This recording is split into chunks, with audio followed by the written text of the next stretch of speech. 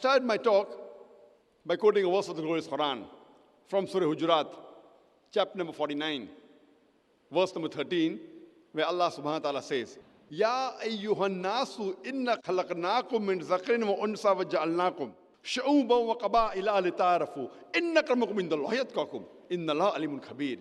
O humankind, we have created you from a single pair of male and female and have divided you into nations and tribes so that you shall recognize each other and you may not despise each other.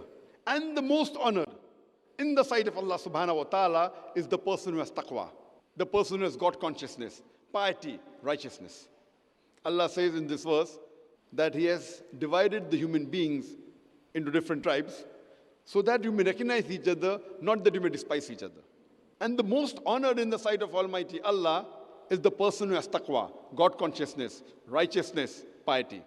Allah says in Surah Rum, chapter number 30, verse number 22, that amongst His signs, He has created the heavens and the earth and has created different languages and colors.